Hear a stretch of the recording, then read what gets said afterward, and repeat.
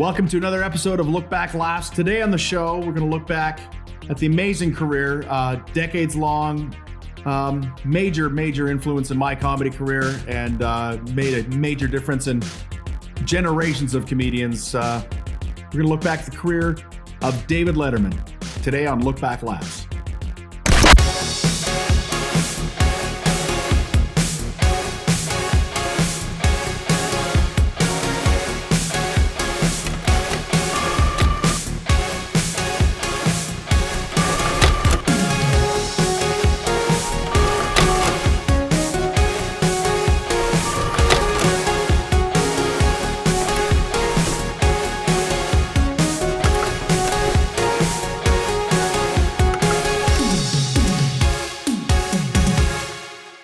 Well, welcome to Look Back Laughs. My name's Pete. You know me from Canadian stand-up comedy.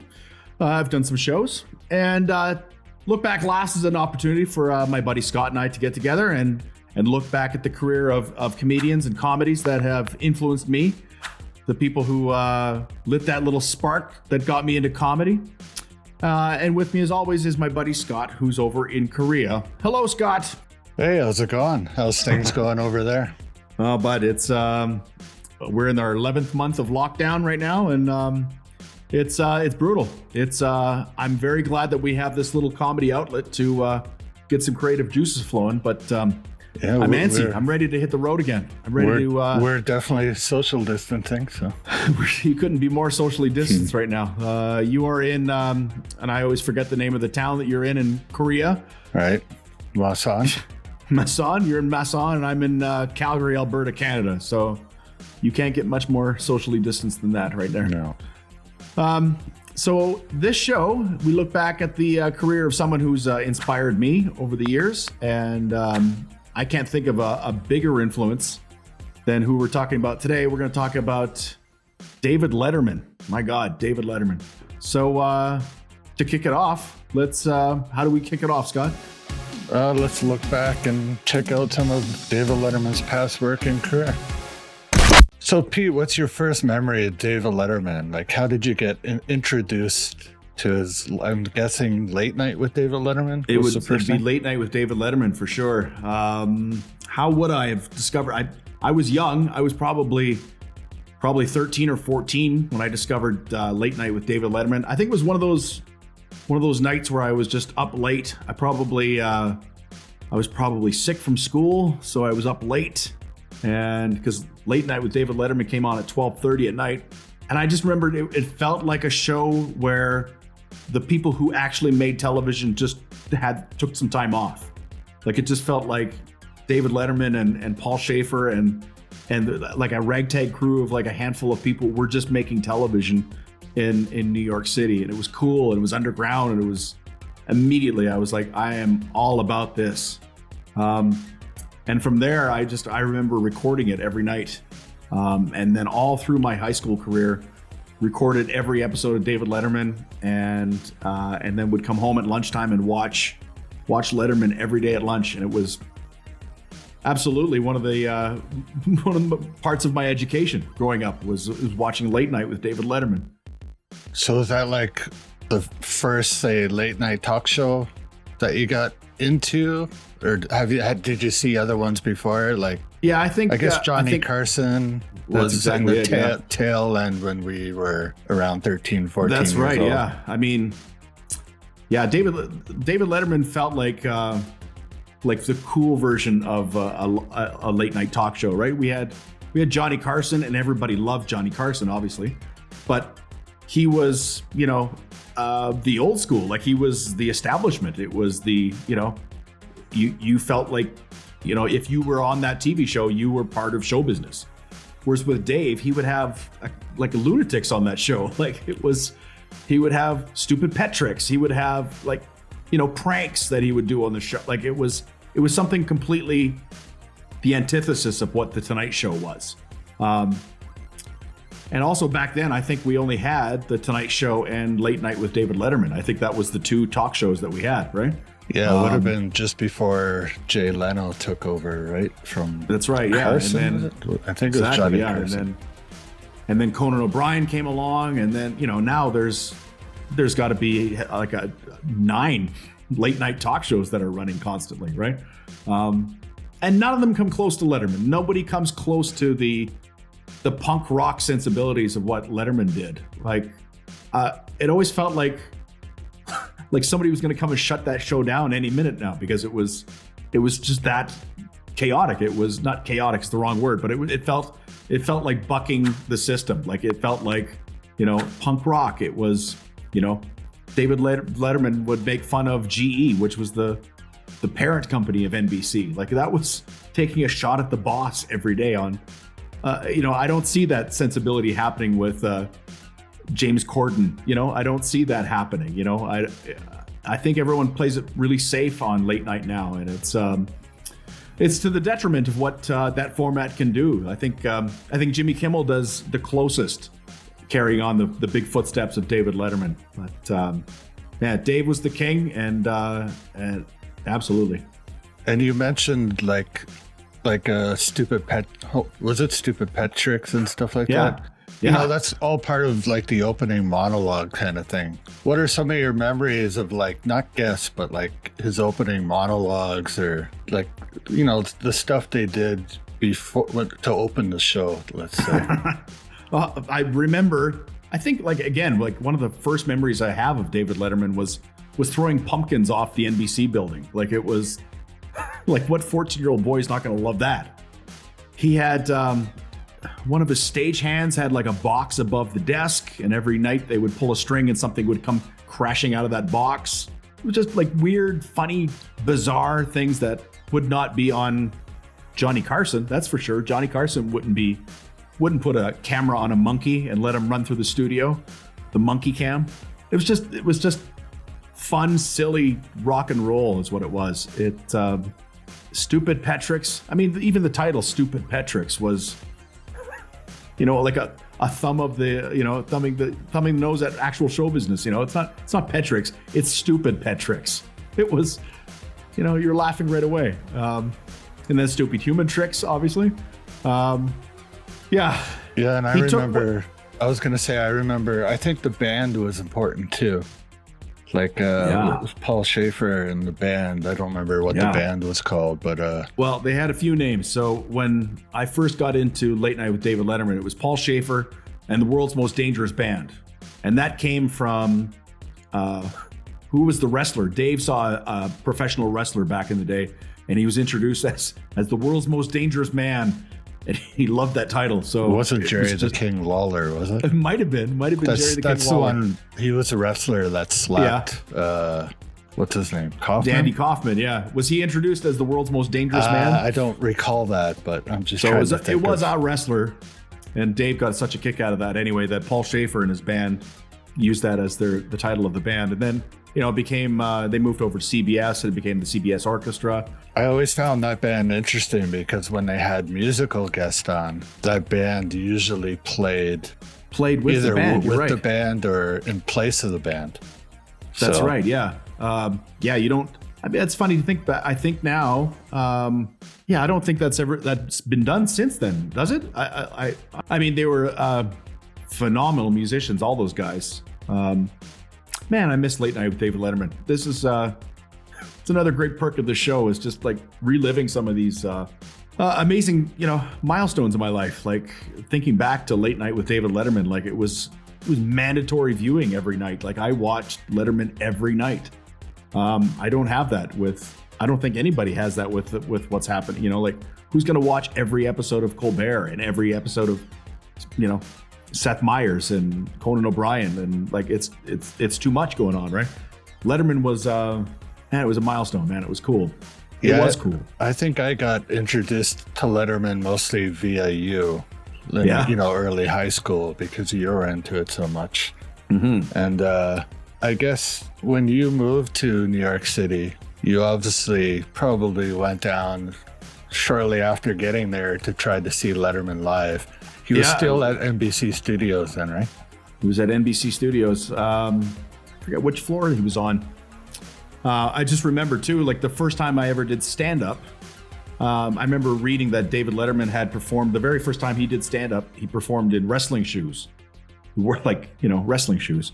So the very first time I did stand up, I wore wrestling shoes too. And I had wrestling shoes from when I was in high school wrestling. So I'm like, well, this is what I got to do. So I wore wrestling shoes the very first time I did stand up. Yeah. Then moved to New York City. Went down I only did one taping of Late Night with David Letterman. I got to see, who were the guests? It was Kenneth Branagh, Mad About You. What's his name from Mad About You? Damn it. Name is slipping out of me here. And the musical guest was Hot House Flowers. So it was Kenneth Branagh, Hot House Flowers, and Mad About You might have been Paul Reiser. Paul Reiser, Kenneth Branagh, and Hot House Flowers. And they did a segment on that show called A Tourist Guide to New York City. And I'm laughing already because I'm still laughing about it. They said they'd show a picture of New York City and say, don't get this confused with this. And so it was like a porn theater that was in, this is how old New York was. New York, there was a porn theater. And there was whatever was on the marquee. What was the name of the movie that was playing? And then across the street was an Arby's on the marquee of Arby's that said hot, wet meat. So don't get these two places confused. And I remember laughing so hard that Dave was already into the next joke and I was still laughing from hot, wet meat. Oh my God. Just about got kicked out because I remember security came over and looked at me and I was like, okay, I'll stop laughing. Laughed so hard. But I also remember that at the end of that episode, they said Dave was announcing, okay, tomorrow on the show we've got such and such, and comedian Sam Kinison. And me and my roommate just started screaming, ah! And Sam Kinison will be on tomorrow. you know, you're right. I'd rather be here tomorrow night too. So I remember that was you could actually see that on the episode was you could hear Marcus and I yelling when Dave said Sam Kinison. And then we went down to NBC the next day to see Sam, and Sam never showed up. And we talked about that in the Sam Kinison episode about how he went on a bender that night and missed his TV programs that the next day. I have I got David Letterman's autograph, and I got a photograph with him. One of those times hanging out in front of 30 Rockefeller Plaza and just looked over and Dave was just marching down the hallways and just sprinted as fast as I could and got a photo. The flash didn't go off. My mom was there and she took the photo and she went, oh, that's okay. And Dave said, no, take another one. Take your time. It's very nice. Very gracious with his time.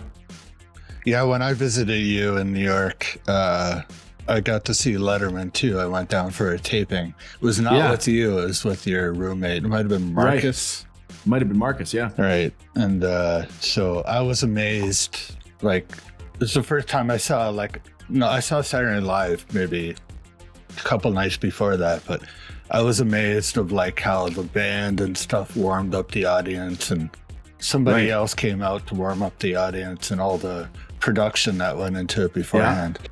And I think Ralph Macchio from The Karate Kid or Cobra Kai was on.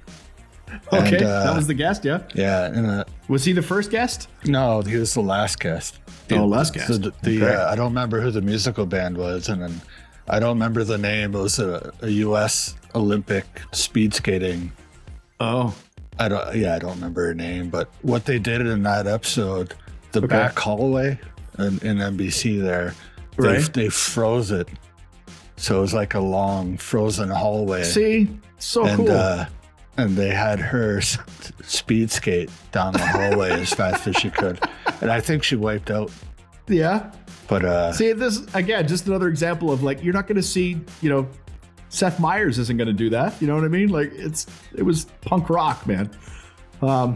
Such admiration for what Dave did, it's cool. It was cool television. And are there any particular guests that you remember that stuck out for you that were on Letterman? Damn. It was always exciting when Madonna would show up on that show. She was always such a great guest. She would do something outlandish. I loved when Julia Roberts would appear on the show. They had such great chemistry, those two. Remember Foo Fighters did a bunch of performances on there and it was always exciting. And then they turned out to be the last guest the last musical guest that Dave had on the show. Oh my God! And every comedian ever just got broke on that show. Like every comedian that I admired and of this generation. Yeah, that show and Johnny Carson were important for comedians back in the day because it was the only that doesn't way. Exist anymore. No, it doesn't. That's another thing that doesn't exist anymore. Like if you went on Johnny Carson and killed, and Johnny Carson waved you over to his desk kind of thing and sat down, well, you'd have a movie career after that. You know, if you got to be a regular on Letterman, like you were a celebrity comedian, right?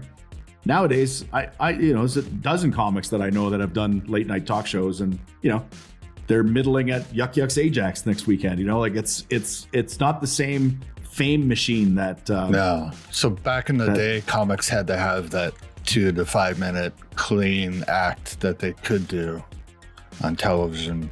Performances and stuff. If you got on Letterman and did that, well, then you'd be set. Like you'd have a career after that. It just doesn't exist anymore. Like it's.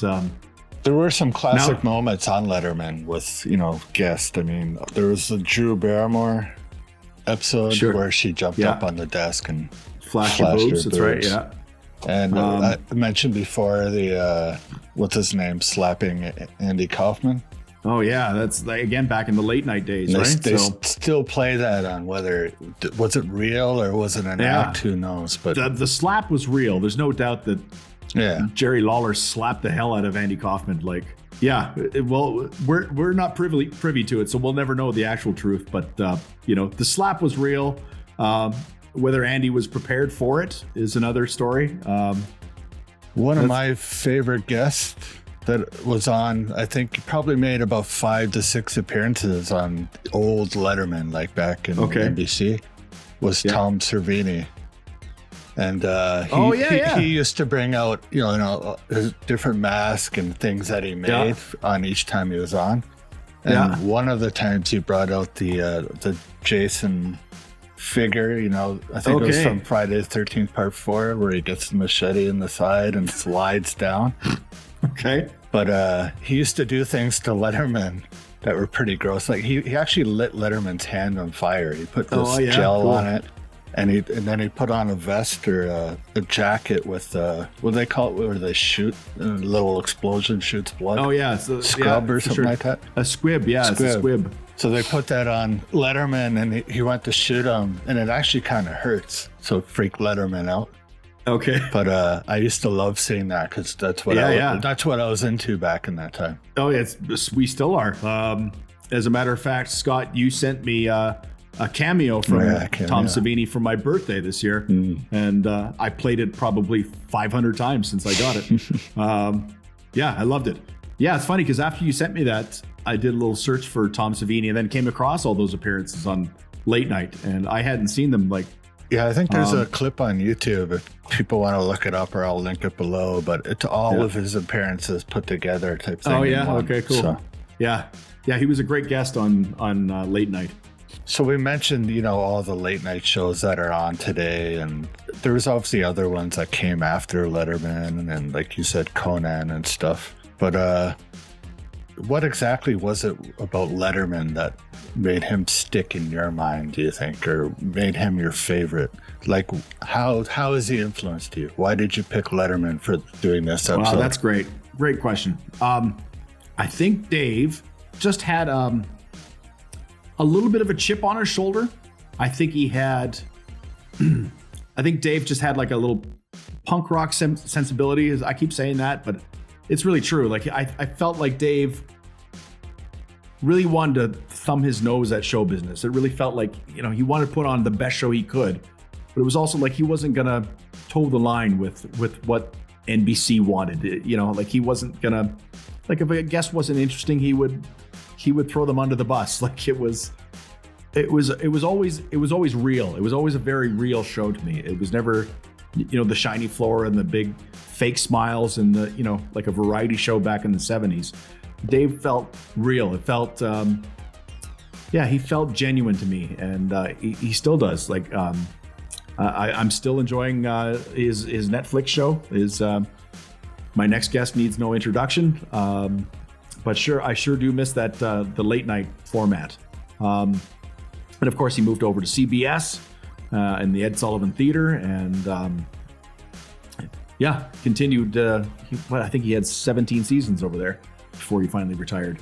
I'm sure you'll put a little graphic up there and tell me what the actual number was, but and the number of shows that he's done. It's he's a massive, huge influence in my comedy. Like, he definitely lit that fire to get me interested in stand-up and interested in comedy in general. Like, I was a young guy and just discovering stand-up and discovering comedy, and man, I jumped. I went head first into Late Night with David Letterman fandom, and have been a fan ever since. So that's the show. Thanks for tuning in to Look Back Laughs. It was a real thrill to look back on the career of David Letterman. Had a blast today. Thanks so much for putting it together, Scott. Mm-hmm. Yeah, it was fun. It was great. It was good. On him. So, and if you watched right to the end here, guys, thank you so much, and give it a like if you liked it. And if you want to support the channel, hit the subscribe button and share it around if you could. That would be the ultimate thank you. And the links to all of our social medias and everything else is going to be in the description below. So do check it out. Appreciate you guys. Hope you had fun, because we had a lot of fun recording it for you. We'll do it again. See you later.